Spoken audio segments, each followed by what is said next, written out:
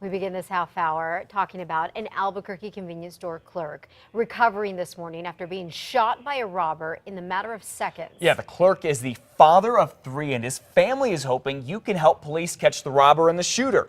Take a look. It happened here at the Phillip gas station at 12th and Candelaria just before noon yesterday. Surveillance video shows the robber walking into Ramzi Hajazi at the counter. The robber pulls out a gun, demands the cash. I'm going to warn you, this is graphic. Right here, shoots Hajazi in the leg. The robber grabs the cash and gets away.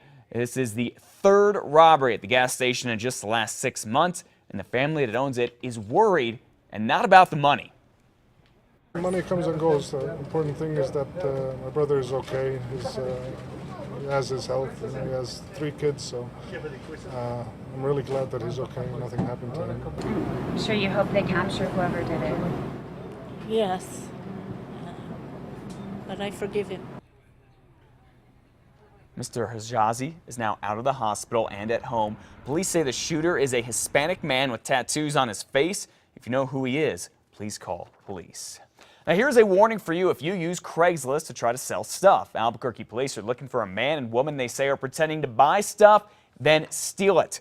Recently, investigators say the 2 answered an ad for a watch and a cell phone, then robbed the seller with a gun. This is a closer look at the man. It's from surveillance video at a bank, and we're about to show you the couple's getaway car. Police think they are behind several robberies in the last month. If you know anything about them, please call police. Police in Albuquerque continue investigating a homicide in northeast Albuquerque. We told you about this yesterday, how officers got a call in the early morning hours from someone who heard a gunshot near San Pedro and Copper. Police say they found a man lying in the parking lot nearby with injuries to his torso. He was pronounced dead at the scene. He has not yet been identified. Detectives are now looking for anyone who saw or heard anything. If you have any information, please call 242-COPS. It has been almost a year since a little girl was violently killed near an Albuquerque community center. And now her family wants to know why one of the men detectives say is involved in the shooting that led to her death is walking around free this morning. Little Sonny Reza was inside of a car near the Alamosa Community Center back on May 31st of last year when investigators say David Candelaria Sr. shot and killed her. Candelaria had gotten into a fight with Sonny's uncle. David Candelaria Jr., Sr.'s son here, is also charged in the case. Candelaria Sr. is still in jail, but Jr. is out free waiting for a court hearing. Now, Sonny Reza's family is very upset with the court system and is fighting for stronger laws to keep people charged with violent crimes locked up. If New Mexico doesn't do anything about that or start getting tougher on some of those things, more and more kids are going to end up where Sonny's at before their time. It's not fair. Sonny's family is having a memorial for her this Saturday in Artesia. Sonny would have turned 10 on June 2nd. Well, later today, we should find out more about a number of child predators who are now behind bars. It's all part of Operation Broken Heart. It's a big investigation from the state's Attorney General's office that it's been doing for the last month. We should have more details for you a little bit later today, right here on News 13. Liz? Crews are expected to start an extensive cleanup at one of Albuquerque's most famous cemeteries.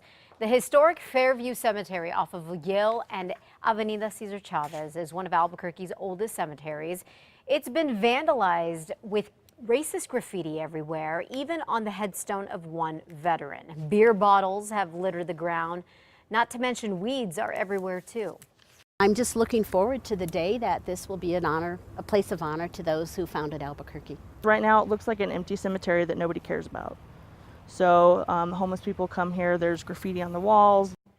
Daniel's family funeral services owns the property, but says unlike Fairview Memorial Park Cemetery next door, the historic cemetery was never set up with a fund for basic upkeep.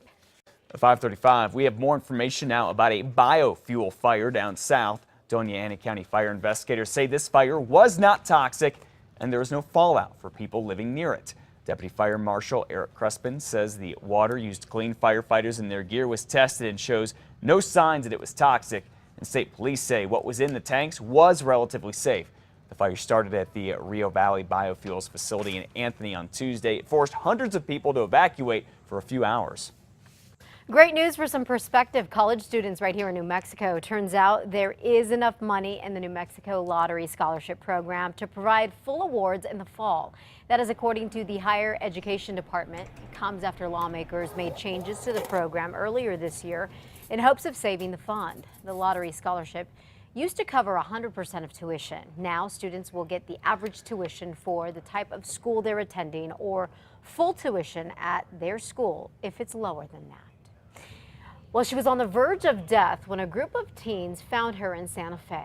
And now Lily the dog is getting a new life with a new family that was touched by her story. Co Bodelson and his friends found Lily 3 months ago when they were off-roading. Her leg was severed and had been for weeks. Plus, Lily had been shot 4 times. Bodelson and his friends carefully took the dog to the Santa Fe Animal Shelter. Then here in Albuquerque, Evan and his family saw Lily's story online, wanted to adopt her, and meet the teens who rescued her. It's amazing that they took the time and rescued her. I don't think most people do that. Lily's new family told the teens they can visit her anytime they would like.